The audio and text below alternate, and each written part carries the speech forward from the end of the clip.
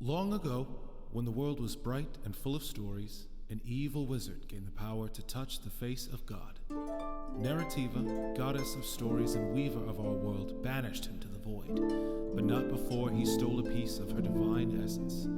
With this newfound power, the wizard lay a dread curse upon all the world, the Glyph Purge, which struck from the minds of all mortals the knowledge of how to read and write. Now all that stand between the Isle of Meotia and an age of endless ignorance are the bards, who tell stories of distant lands, exotic creatures, and brave heroes. This is one such tale. Hey there, and welcome to another episode of Challenge Rating Zero, the latest and greatest D&D podcast to hit the internet airwaves. I am Sam, your dungeon master, and I am joined as always by my longtime friends and adventuring companions. Hello, I am Brian, and I play Hector the Gatekeeper. I am Beth, and I play Rilla Longshadow. And lastly, we have Michael Parker, who calls himself Michael, but who we call Parker, playing the druid Zurabak. What if I call you Map? Is that better? Michael Allen Parker? Yeah, but then that means I have to pay attention to where we're at, and I don't particularly want to do that. Beth, you're just giving out people... Okay, well, first off, that's a very funny cartography joke, which I did not see coming. And secondly, Beth, you can't just be giving out people's whole names on here. This is the internet. This is dangerous. His name's very generic, though. There were two others of me in high school. Yeah, I'm not too concerned. There were two others of him. There can be only one Map. Like Highlander, except Yeah. I didn't gain their powers. Yep. So, when we last left our heroes... But you do have knowledge of their whereabouts. Not anymore. So, when we last left our heroes, they had just entered the troubled city of Bramble. Mayor Pike, the leader of this city in the middle of the Briar Marsh, the large, fetid swamp that Zurabak calls home. Mayor Pike had informed you that a large chunk of all the hunters and trackers, the capable rangers and woodsmen that live in this town and supply it with important flora and fauna, have all succumbed to horribly poisonous snake bites. He has asked if you all would assist in going to the Druid Circle that Zurabak hails from, the Circle of the Serpent, in order to pick up antitoxin to alleviate their troubles.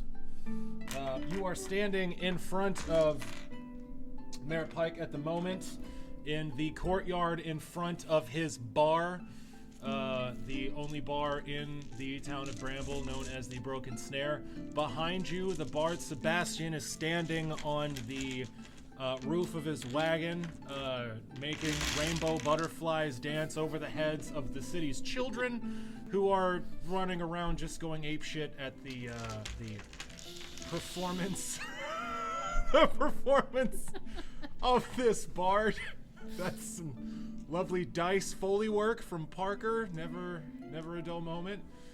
So, you all, the three of you, Hector, Zurabak, and Rilla, you are in the city of Bramble. You have decided tenuously to take on this mission to go get more antitoxin. Mayor Pike looks at you all with his one eye and growls and says, "If you need any supplies, we do have a market of sorts. If there's anything you require before you head out into the swamps, as I'm sure Zurabak has grunted to you, there are many dangers out there." This is the gift shop, right? There is a gift shop for tourists, yes, but if you need outfitting of armor, weapons, or supplies, those are available as well. You can set out whenever you'd like. The sooner the better, however. And I would note, if any of you have any skill in healing, the medic in town is at wit's end, inundated with all of these horribly poisoned trackers. If you Perhaps, Zerabak, you could take a look and see what sort of snake we're dealing with. It seems to elude all of us. What do you all do? You simply have to suck on the wound and spit. That hasn't been helping. Are you sure? Well, considering that they've been getting these wounds far out in the swamps and then limping their way back on horribly poisoned feet that they can't quite get their mouths on, by the time they crawl back into town, they're much worse for wear. That's why you always have a swamp buddy. Yeah, or antitoxin, like the kind adventurers could get for you. Well, I'm adventure ready. Fantastic. I'm going to the gift shop. I head to the tannery / I need some armor leather place. All right, so Zerabak goes to purchase some armor, and Rilla, you go to purchase a trinket, a bauble. For my sister. For your sister, Dara, your Yeah. bratty younger sister. Oh, she's going to hate that so much.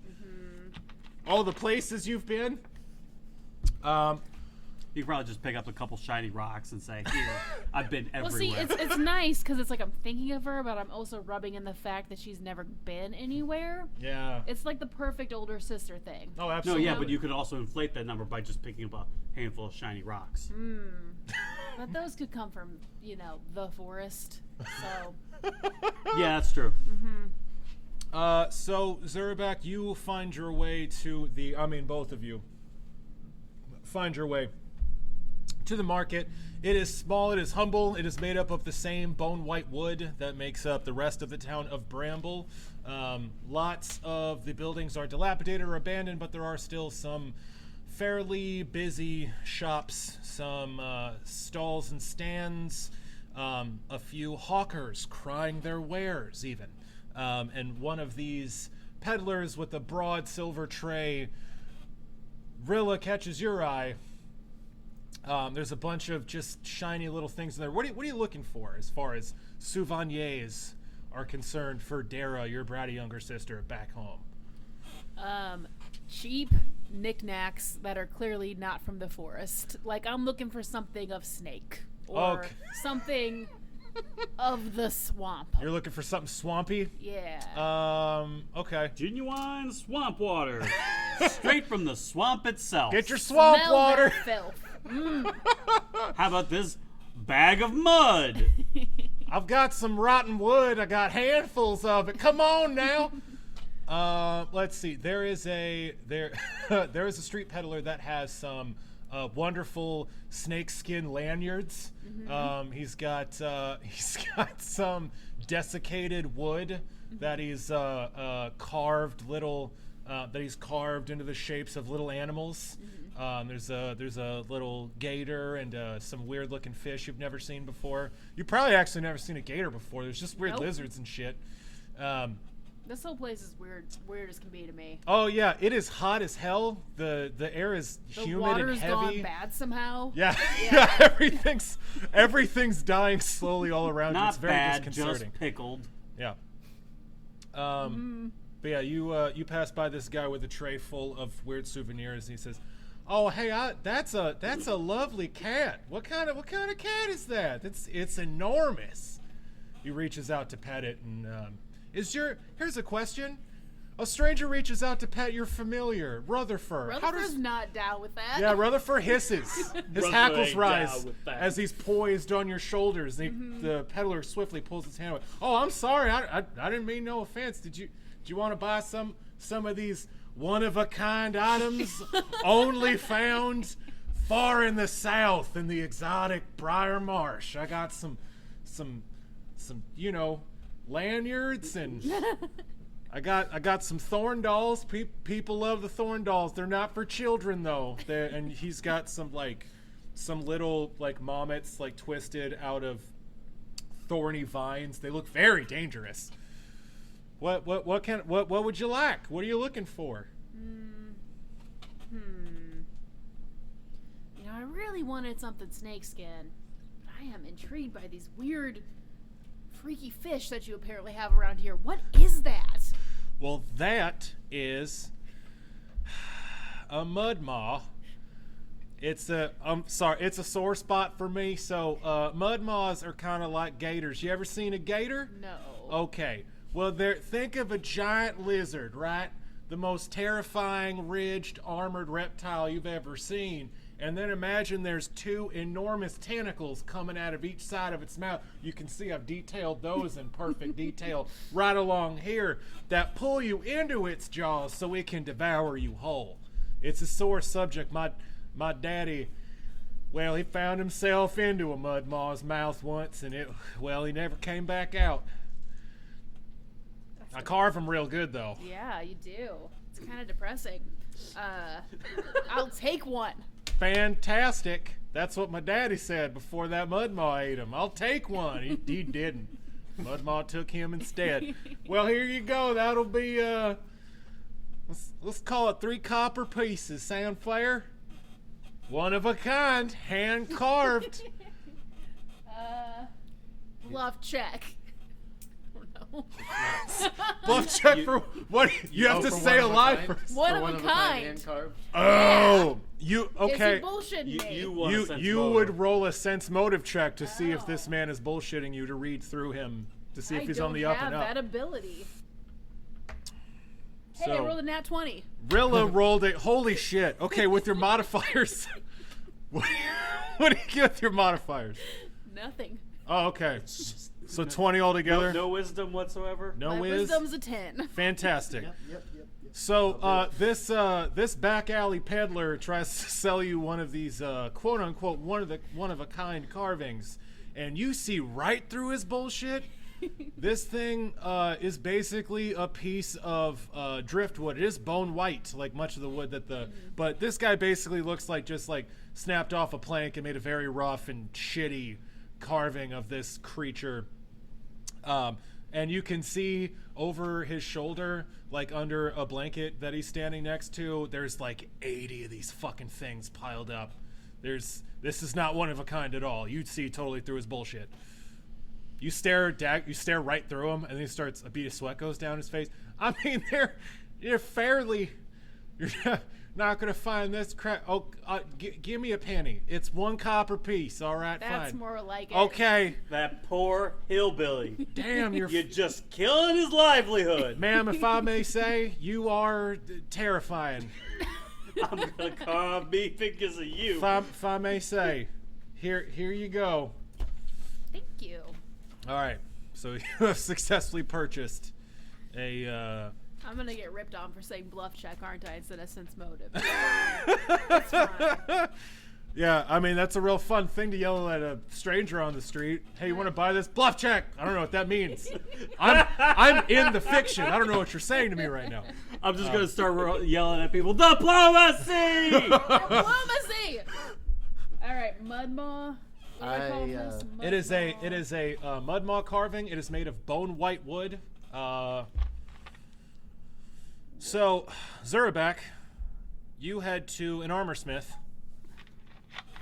and what are you looking to purchase? There is a the armor smithy here, as it is man. There's one blacksmith in this whole fucking city. That is a very difficult art to teach large amounts of people without the ability to write things down and show them, diagrams and shit. Or find dry wood. Yeah. Or like mine for ore. That's not really a thing people do here. So there's one blacksmith. He is a grizzled old stump of a man, and when I say stump, I mean he has one leg. That is Good old Stumpy. Yeah, Stumpy. You guessed his name in one. Good job. So Stumpy the blacksmith turns around as you enter his shop, and shockingly enough, his shop, the interior is even fucking hotter than the oppressive, dank swamp heat outside of his decrepit store. He turns around and gazes at you under his enormous bushy eyebrows and says, Zurabak, is that you? It's been ages since I've seen you in town. It has been ages, right? Zerback looks down, looks over, nods his head. Oh, thank goodness. I thought for a minute I was losing all the rest of my marbles. What can I do for you, lad? He points at leather armor. Okay. So, Zerback, you just gesture at a suit of leather armor that's sitting on a shelf next to him. Yes. Stumpy swings his head on a very slender and very wrinkled and rickety-looking neck at the armor you are indicating. He says, of course. It's about time you got something to protect that hide of yours. It's rather dangerous out there in the swamps, especially when you're living alone. And he gets up from his work and thumps his way over to the shelf you're pointing at. He picks up this leather armor. Like most of the other leather in his shop, it is crafted from scaly reptile skin.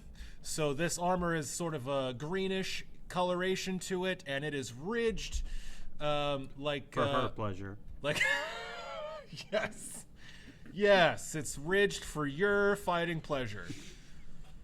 Lots of people think that the reptile scales are a little fancy, but honestly, I've heard they can help turn a blade aside. Very useful. Well, if the price is right, it's yours. I nod my head. Fantastic. You pay him for the armor. He gives it to you. You now have leather armor. I put it on. Fantastic. Did you put it on right there in front of him? Yep. So you get naked? Do you get naked? Is it over or under your clothes? Talk slow. I think it's over my clothes. But I put the vest, like, try to put the vest over the armor. Oh yeah, that's a good point. We need to get. I would like for us to get into that. Wardrobes.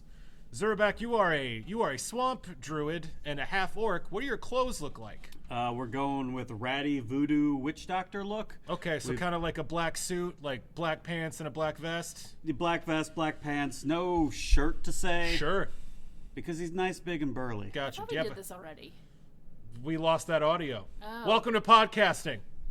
Do you have a hat?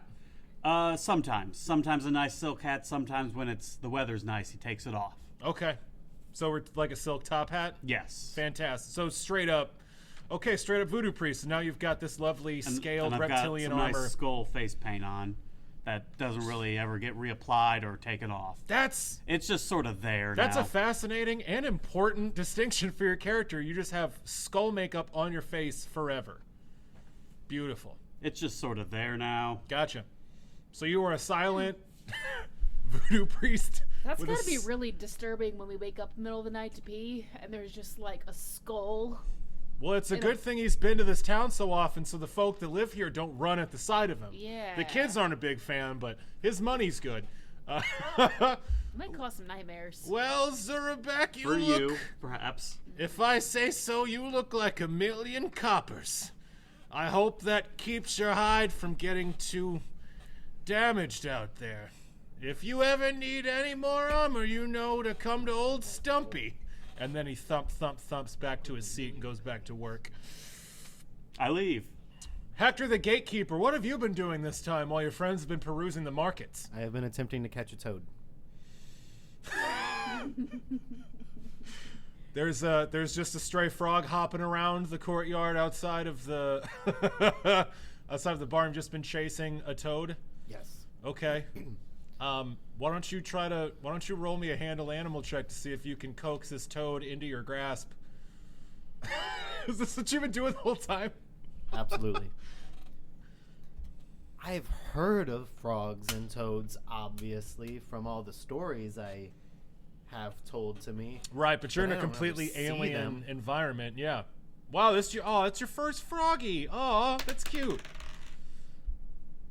I rolled a 7. Yeah, you coax it, and you don't know how. It's not one of the goats that your family herds in the mountains, and it's certainly not a dog. Your hound trails after you with an almost amused look on his face as you scurry around trying to clamp your hands down on this frog. Roll me oh boy, how do I want to do this? This thing's running, you're chasing after it. Roll me a dexterity check, and we'll see if you can't catch it. As you... 8. Okay! You are unable... You see this frog. It's the first frog you've ever fucking seen in your entire mountain living life. And it's small, it's bright fucking green with these weird speckles on its back. It looks like a tiny jewel with arms and legs. It immediately catches your eye, and it starts bounding about the wooden planks that make up the roads of this town, and you chase off after it, methodically at first, trying to catch its attention and draw it to you, and then once you realize that it's not gonna come to your call, you just dash after it. You're pretty involved in this. It's a pretty pretty winding experience, especially you don't realize until it's too late that the last time you try to slap your hands together and this frog wiggles directly out from between your fingers, you hear some light chuckling, and you see there's about 5 kids that have broken off from Sebastian's performance atop his wagon, and they're just watching you chase this toad, and they are laughing hysterically. These 5 just like, you know, dirty-faced barefoot kids are just laughing like, you're you can't even catch the frog. You're funny, mister. Can I pet your dog?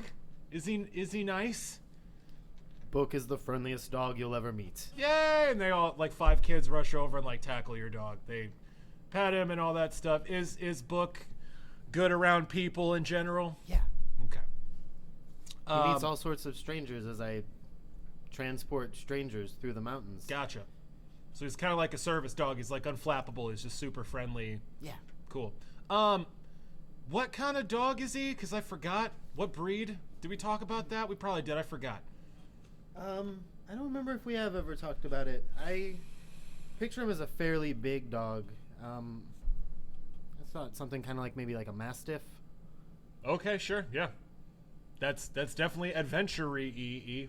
So you got a big-ass mastiff who's friendly, and he's running around prancing and licking the faces of all these children. Book is delighted for the attention, and these kids laugh. You are woefully unable to catch this frog. But the kids are enamored with you. They look you over, get a little close. So you're one of the gatekeepers? I am the eldest son of the leader of the gatekeepers. Wow, you must have gone on a bunch of adventures, huh? I have been all over the gates many times over. Have you ever fought orcs and goblins?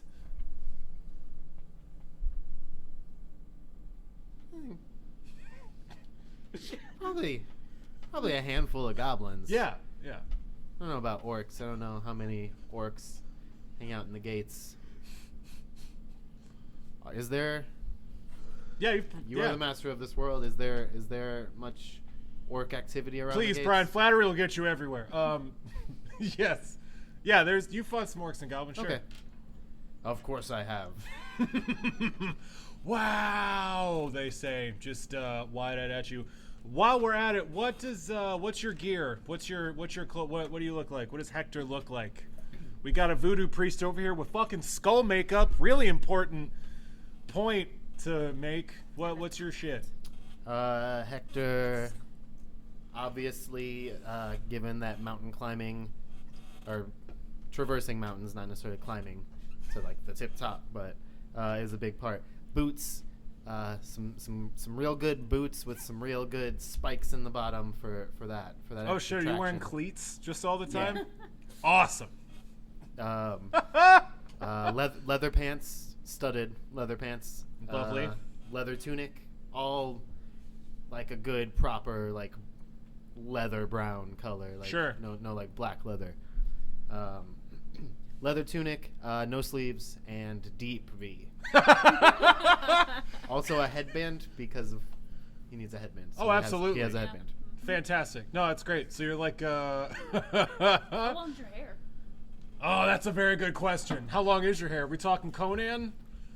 My hair is about shoulder length. However, given that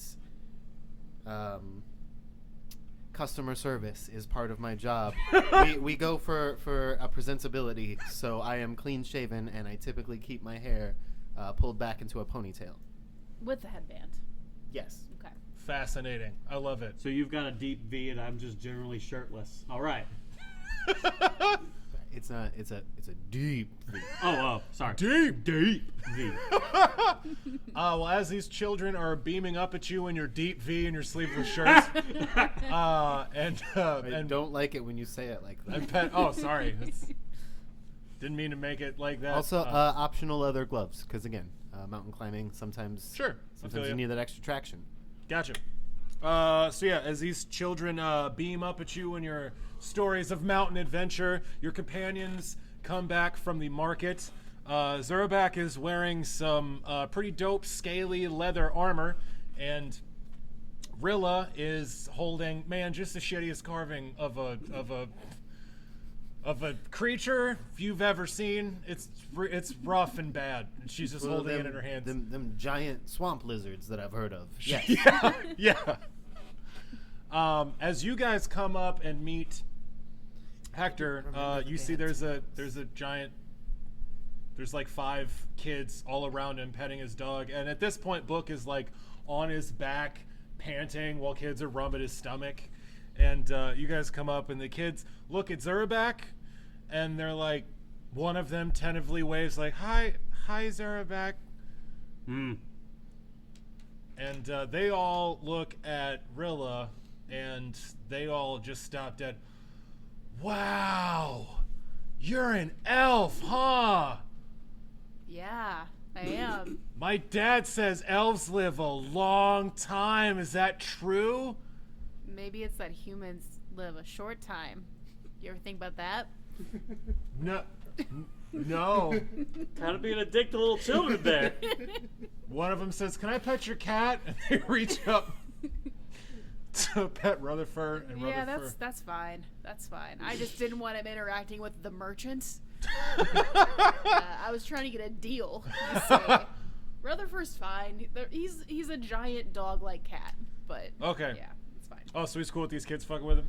Yeah, I mean he's No, hold on. As Just cool as a cat he's can not be. as cool as a cat can be. Like it's fine. He tolerates it. He's Okay, probably gotcha. gonna wander off and try to catch that frog or something. yeah. But, Rutherford slinks off of your shoulder, and he lets like 3 of these kids pet him once with his head up imperiously, not looking at them, and then yeah, he fucking goes after that frog like real hard.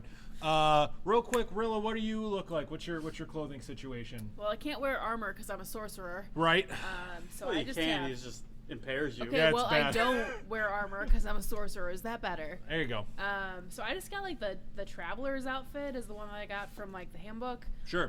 But I would assume like I'm thinking sandals. I'm thinking everything is kind of like muted greens that would fit in a forest. Awesome. Because I did hunt for my clan a little bit. Sure. And then I'm thinking maybe some fingerless gloves for the archery. Killer. And I probably have my hair pulled up. Okay. Pretty simple. Are we doing like a robe or pants or what particular kind of arcane flair? No, it's skirt. I got a skirt on. Okay. Yeah. A muted green skirt with sandals and fingerless gloves. Mm-hmm. Cool. They've All right. got those like sandals that go up to your knees or whatever. yeah. Oh, dope. With like the little gauntlet, not gauntlet, but the like protective shin. The bracers. Yeah, Cool. something like that. Dope. All right. So you all have supplied yourselves with everything you need: trinkets, baubles, armor. For surviving. You all are outfitted. These kids ask you just a shit ton of questions and chase your pets around. No one asks I any questions. answer every one of their questions enthusiastically. When I get sick of it, I just start speaking Elven. Oh, that's awesome. It's like, what?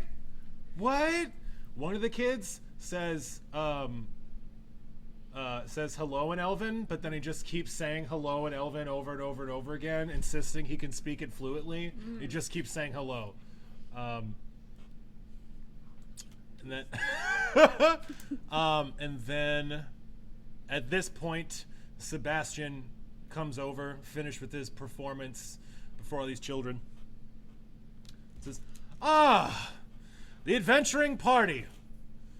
Making time for the local youth. How lovely. It seems like everyone's prepared for the journey. I'm certainly not, but, duty calls, and we must answer. Zurabak, Mayor Pike had said something about checking in with the poor afflicted hunters and trackers. Do you think there'd be any value to going to the sick house and seeing what their wounds look like? He shrugs. Okay. Does anyone else think that might be Could worthwhile? you tell what kind of snakes are attacking them? Probably. Well, then Yeah. let's go do that then, says Sebastian, and he looks at Zurabak for like 5 seconds, and then I just stare walks. back. He nods his head curtly and just starts walking. So you guys head to the clinic. There is a general moaning of anguish radiating out of the building's windows and single door. It's a pretty fairly sized building. It looks like it used to be a schoolhouse. There's a bunch of desks and tables that are now just littered with people. You see men and women of all sturdy stock, all sunken-eyed, pale, shivering, covered in sweat. There are a dozen people, hardcore trackers and trappers, hunters, all laid out over a dozen tables, all sweating and moaning in absolute agony. All of them have their feet heavily bandaged, and they are all purple and swollen up to their knees. There is one person tending to all of these poor, afflicted men and women. A surprisingly young woman with a unfortunately grisly, blood-spattered apron, who is holding a bone saw while standing over one of these poor hunters, and you can hear her saying, "Look, if you keep screaming, I'm just gonna have to take it off. There's nothing else Oh, hi. Who? Zurabak. Who are your friends?"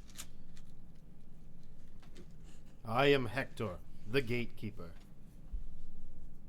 And Pleasure to meet you. I hold my hand out to shake hers. She holds out a hand that is smattered with a lot of interesting fluids, and thinking nothing of it and not washing it or even brushing it off on her apron, just slaps her palm right in the ears. Pleasure to meet you. They call me Butcher. Sorry. She looks at the saw and then kind of just like throws it on a table haphazardly. Oh, wow. An elf. Don't see many of you folks here. Butcher, you are? I'm gonna pass on that handshake. Oh, I'm sorry. Forgive me. And she wipes her hand on her blood-spattered apron and then holds it out again. I'm still gonna pass on that handshake, but I'm Rilla. We Rilla? can wave. Hi. I guess you elves are just as delicate as they say. All right. She turns to and says, "Well, welcome to the horror show. I give you Bramble's finest, the greatest hunters and trackers in all the Briar Marsh, all fucking laid up. Did you come to what?" I point at the gnome. Butcher looks down and says, "Oh, wow, you really snuck up on me there, buddy. Who are you?" "I'm so glad you asked. My name is Sebastian Weaver, Bard Extraordinaire of the College of Everspring. My companions here and I are on an epic adventure, and we were told by the mayor of your fair town that these people needed help. We came to see what we could do. Isn't that right, Zerabak? Zerback shrugs. Quite so. Butcher looks at all of you and said, Butcher looks at all of you like incredulously and is like, yeah, okay, help, sure. Do you have about 12 doses of antitoxin that I can use to purge these guys' systems? Not yet, Okay. but we will. Are any Do of- not worry, fair butcher. Well, I guess that's nice to hear. Thanks for that. Henry. Hector, sorry. And my on the bad. second try, Your optimism is amazing. Well, Zerabak, did you want to see the horror show? I assume you know more about snake bites than any of these fetching adventure-y types. I have helped to treat many a trail wound. I could take a look. I mean, you're all welcome to look. It's looking's free, as they say. It's okay. So she turns around and goes to one of the hunters, an enormous slab of man who can barely lift his head off of the dirty pillow under it. Only one of his legs seems to be infected, but there are giant purple veins standing out from underneath the wrappings on his foot, like leeching all the way up to his knee. His leg is swollen and puffy. It looks real fucking bad. And she starts slowly unwrapping his wound, and what you see is really fucking gross. The bandage like kind of sticks to it at the end there, and she kind of pulls it off, and this big guy goes, oh, he's like, shut your mouth. You got it better than all of them. This is what we're looking at. What you see is a clear wound, 2 puncture marks close together, and from that wound, it looks like it's already starting to go necrotic a little bit. It looks real gross. Why don't y'all roll me some medicine checks? Or Heal? medicine, or heal checks. Whoops! Wrong version. Roll me heal checks or nature checks. Either one will be fine.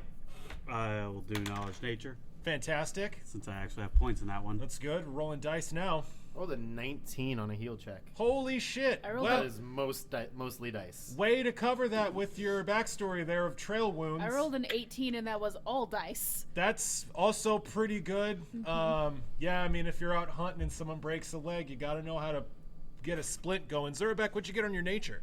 24. Holy shucks. Well, this just turned into fucking house. Wow.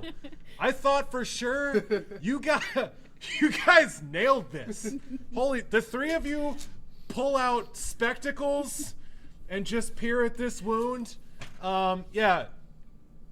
Rilla and Hector, you know from your first aid that this is obviously a horribly, horribly, horribly poisonous wound. This is deep tissue damage. This is starting to go necrotic, and from the stank in here, you can tell a lot of these wounds are starting to go. You can see why Butcher was holding that fucking bone saw. It looks like this isn't taken care of soon. People are going to start losing some limbs. Through the raised veins and the general swelling, there is some seriously bad toxin flowing through their blood, and it looks real bad. If you didn't have antitoxin on you and you guys were out in the field and you saw a wound like this, you'd probably think about taking that leg off too. It's a very, very bad poison. That's not good enough on your rolls to know what kind of poison it is, because you don't have that, Zerabak, with your nature, you can tell the size and spacing of the bites, as well as the particular ramifications of this poison. That this is obviously, this is Vampires. No, this is rattlesnake venom, just straight up rattlesnake venom, which doesn't make sense because you live in a swamp, and rattlesnakes don't typically live in swamps. There's all manners of serpent that do live in the swamps. Rattlesnakes ain't one of them. This is fucking weird. This particular kind of venom comes from a serpent that is not native to this environment. And seeing this, do you say anything to your companions? Wrong snake. And then I leave. Fantastic. What does that even mean? Do you know what that means? I shudder to think what the right snake would do. Oh, grand! A mystery on top of an adventure! Ah, excitement around every corner! Let us away! Says Sebastian, and Butcher's like, yeah, you guys can leave now, please. You're waking up my patience. I said go back to sleep. I'll take it off now. I'll do it. You guys hear you guys make your way out of the clinic. So, you guys make your way back to the courtyard where Sebastian's wagon is. The mayor's back behind the bar, serving drinks to his guardsmen. The children have all wandered off, and Sebastian says, so, out into the swamps, to the circle of the serpent. Your people, right? Right, Zerback? He nods. And I assume you know the way well? Can you... Sorry. You go ahead. Sorry. I point. Right, and I'm sure there are many very broad and solid and dependable roads between here and the Circle of the Serpent's home, right? I look to where I'm pointing, then look back at him. Yeah, he looks out to where you're pointing and sees the broad swath of trackless black water that stretches out from the borders of town, and he says, okay, well, this shall be a test of all of our mettle. After all, well, I suppose I should collect a few things from my wagon of wonders. He goes to the back of his 20-foot long wagon and pulls out a ring of keys, unlocks it, opens the door, and you see inside. You've seen inside a couple of times. This is basically a fucking RV. There's a bed, there's a couch, a small table. There's a small lab set up. There's giant piles of trinkets and instruments just everywhere. This is definitely this dude's fucking home. This is his home base. He collects some things, puts them in a bag, and slings his bag over his shoulder, comes back out and closes it. Well, I certainly hope my wagon will be safe here. Puts the key in, locks it, puts a different key in, locks it a different way, puts a third key in, twists that all the way around. You hear all these metallic clicks. That should do it. Zerback, are your friends of the snake, are they like you? Do they not talk? Friends, strong word. Okay, but how much do they talk? Some, none, grunts like you. He shrugs. Okay. All right.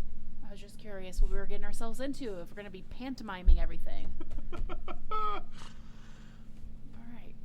right.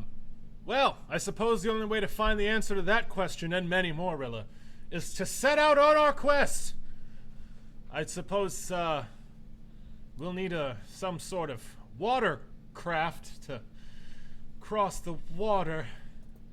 Zerback, I believe your raft is still on the roof of my wagon, if you'd like to retrieve it.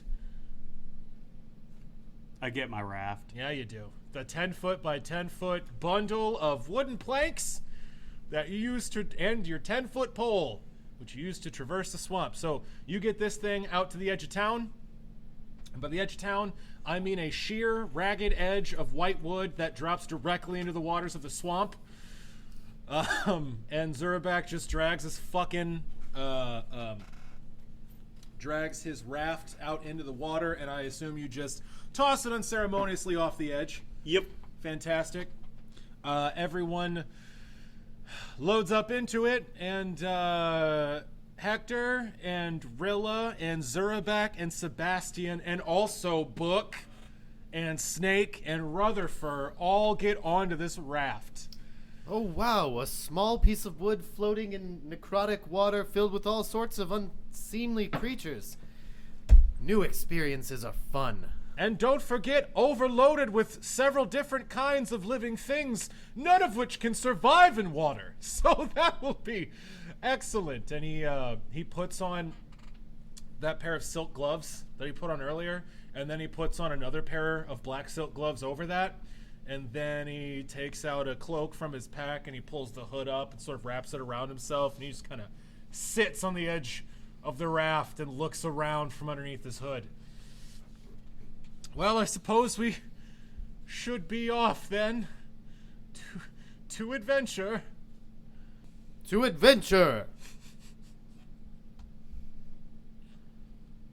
Guys, to We're gonna adventure? get poisoned.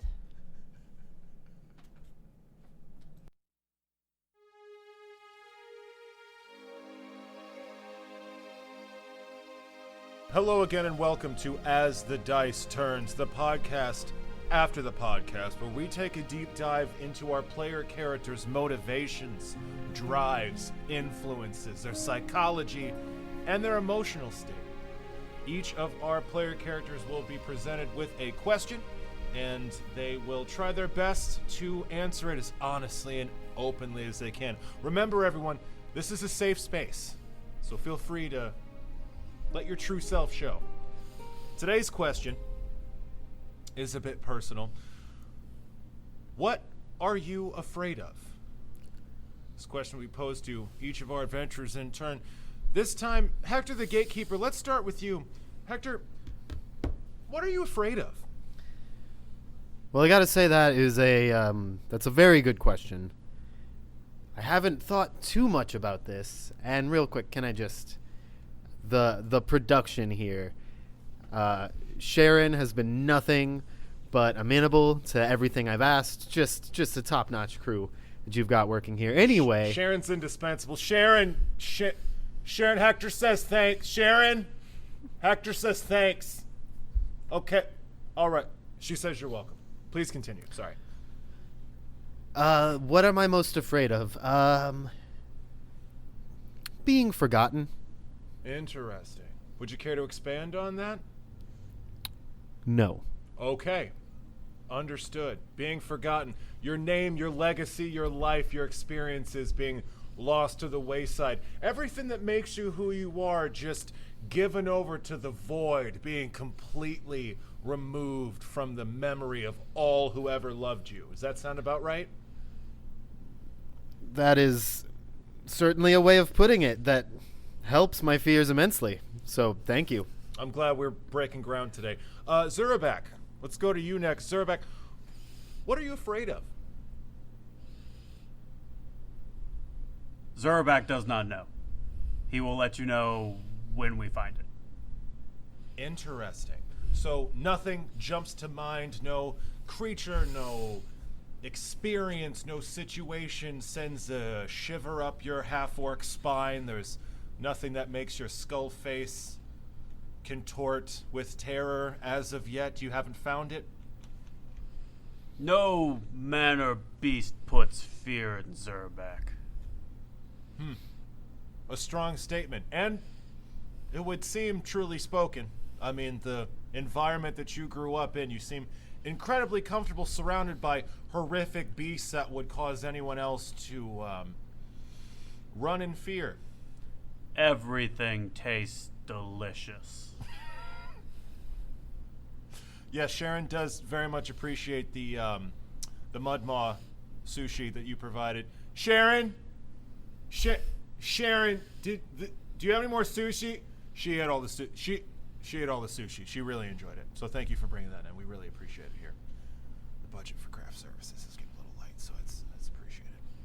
Okay, so Zurabak fears no man nor beast because they're all delicious. That brings us to Rilla Longshadow. Rilla, what are you afraid of? So, I feel like everyone wants me to say losing my magic. I feel like that's what people want me to say. Interesting. But honestly, what I fear is that something happens to Dara while I'm gone. And I'm not there to yes, protect of her. She's my only remaining family. Sure. Our parents are gone, and she is prone to mischief Right. and is probably getting out of line right now. Interesting. That had to bring into conflict your decision to leave then, considering that she's the only family you have left. I mean, I'm sure she's well protected behind the veil and the Springvale Forest, but that had to be a difficult decision. Yes. Yes, it was. Interesting. Going against the grain.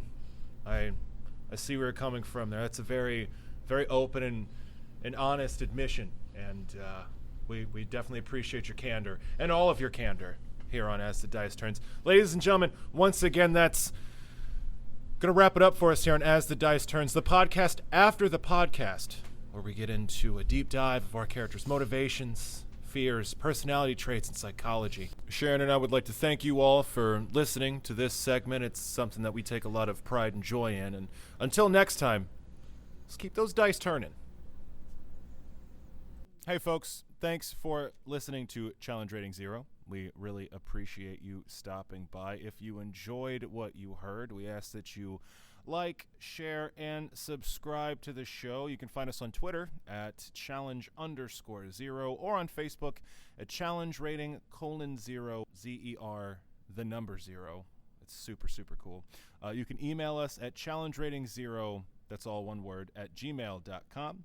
The music for our lovely show was provided by the Harp Wolf, Danielle Williams. You can find more of her beautiful music at Danielle Taylor Harp at bandcamp.com. Challenge Rating Zero was recorded in front of a live imaginary audience at Game Haven in St. Louis, Missouri. You can find them on Facebook at Game Haven STL.